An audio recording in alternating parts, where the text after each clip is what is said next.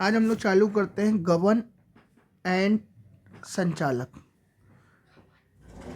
जब govern and संचालक की बात करते हैं बेटा, तो गवर्न एंड संचालक इंग्लिश में हम लोग बोलते हैं इसको लोकोमोशन एंड मूवमेंट। क्या बोलते हैं क्या बोलते हैं बेटा इसको? लोकोमोशन एंड मूवमेंट बोलते हैं। ठीक है, ये चैप्टर का नाम क्या है? Locomotion and movement.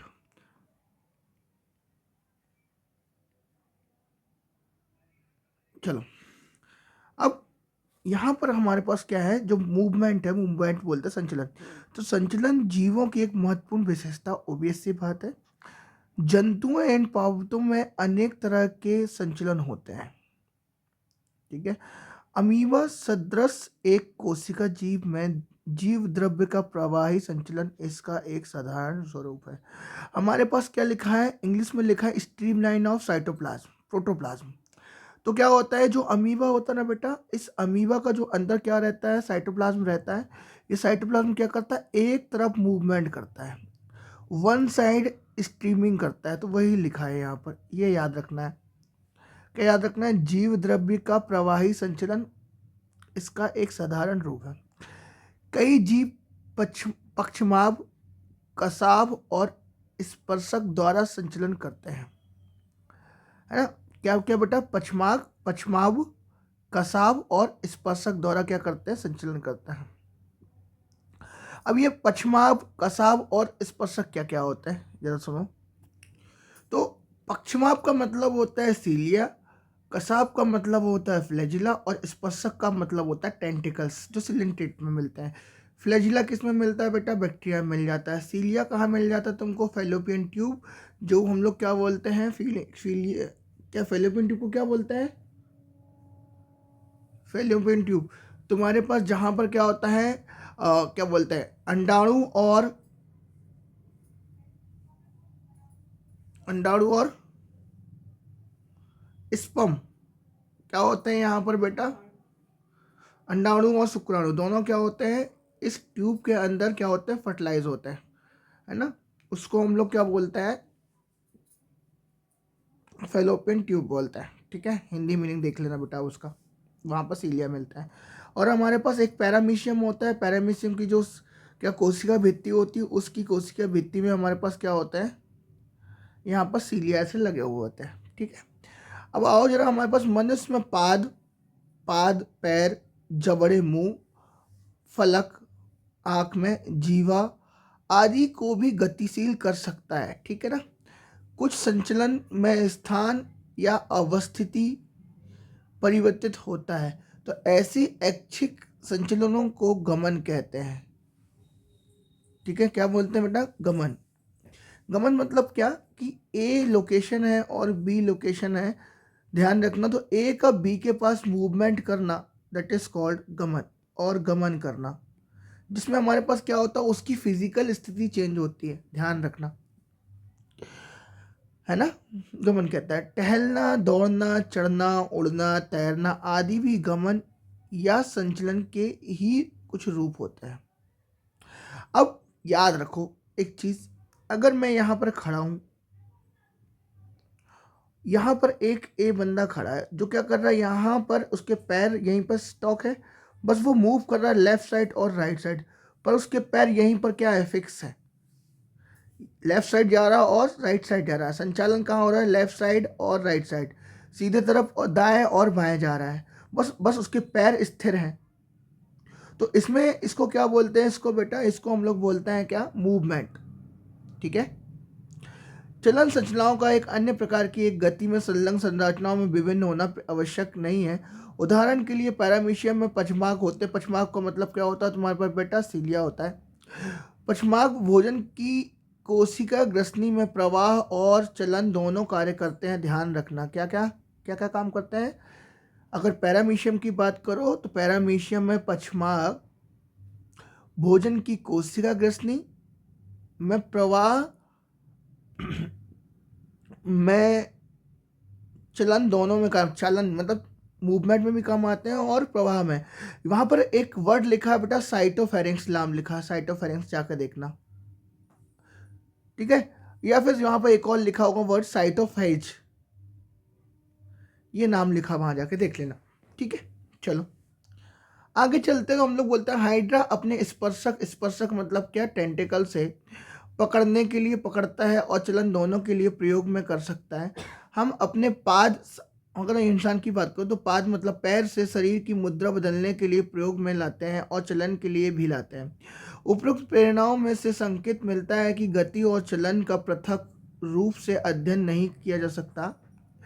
दोनों के संबंध को उस उक्ति में समाहित किया जा सकता है, सभी चलन गति होते हैं लेकिन सभी गति चलन नहीं होते। मतलब क्या बोलना चाह रहे हैं कि ऑल लोकोमोशन आर मूवमेंट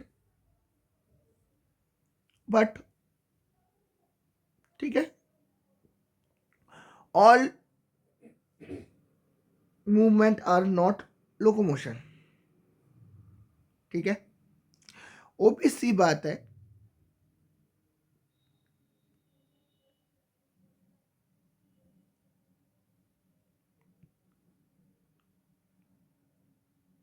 क्या खुल गया, कुछ भी खुल रहा है।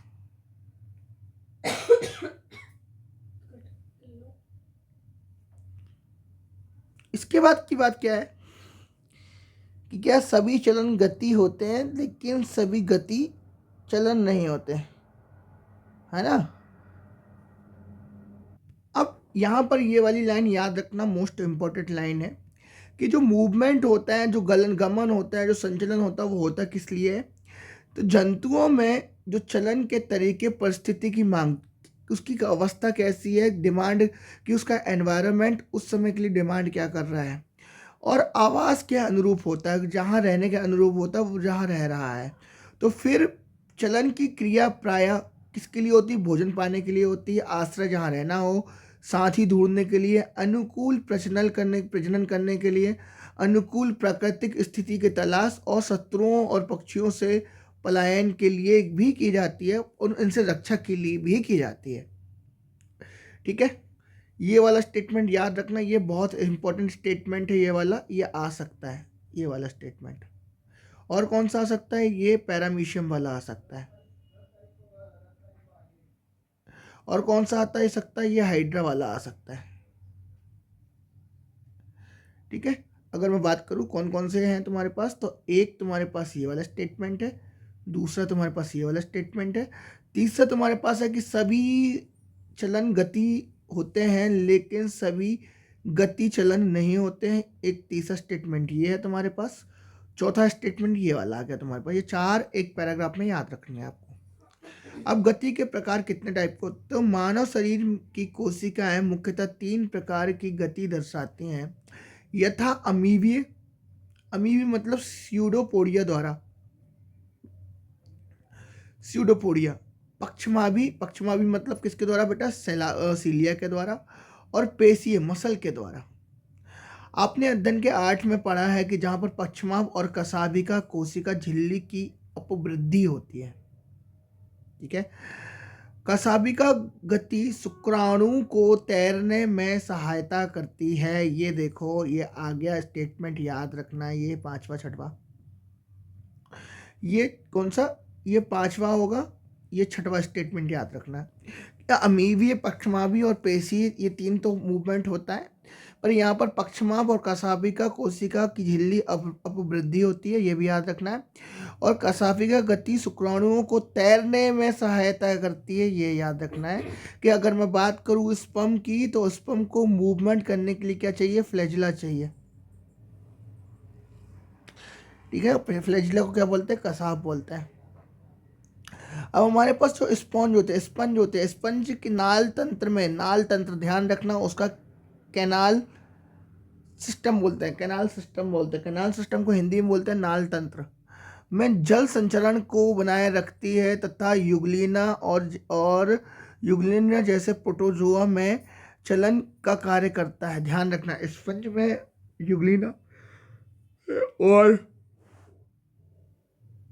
नाल तंत्र में तुम्हारे पास क्या होता है, ये ऐसा क्या बनता है, ये स्पंज बनता है। स्पंज में अंदर की तरफ कॉलर सेल होती हैं, इन कॉलर सेल में अंदर की तरफ ये जो होता है, ये तुम्हारे पास कसाव होता है, ठीक है।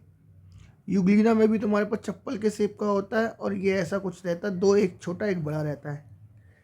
ठीक है बेटा। अब हमारे शरीर में विशिष्ट कोशिकाएं मिलती हैं, बहुत सारी प्रकार की कोशिकाएं मिलती हैं। महाभक्षकाणु मैक्रोफेजेस जो कि मूवमेंट करती हैं यथा अमीबीय मूवमेंट से, यथा अमीबीय movement that is called pseudo movement. और श्वेताणु ल्यूकोसाइट रुधिर में, मतलब रुधिर तुम्हारे पास किस में बेटा, ब्लड में अमीबीय गति से क्या करती हैं, प्रदर्शित करती हैं। यहाँ पर मिल गया तुमको बेटा।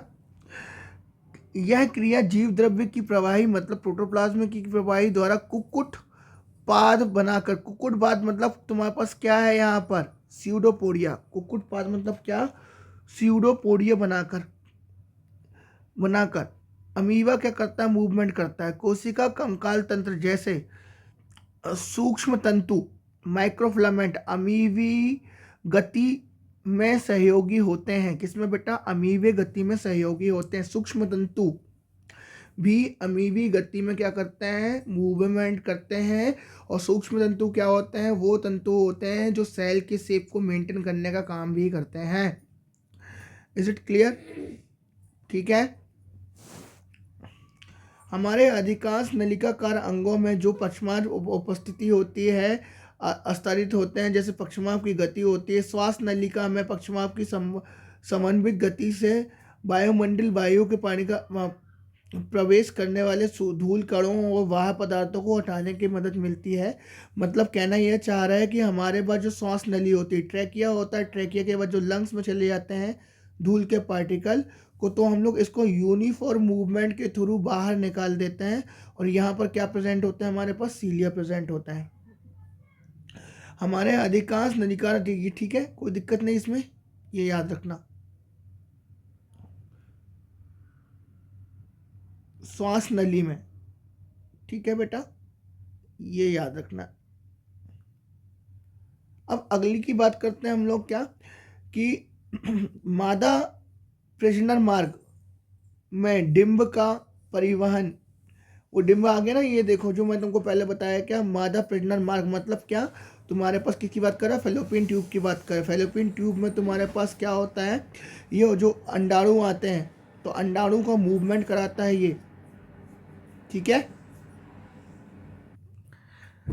अब यहाँ पर देखोगे बेटा क्या लिखा है और क्या पढ़ना है, ये याद रखना, ये वाला स्टेटमेंट आपको। ठीक है, ये वाला स्टेटमेंट जो 10वां 12वां जो भी होगा।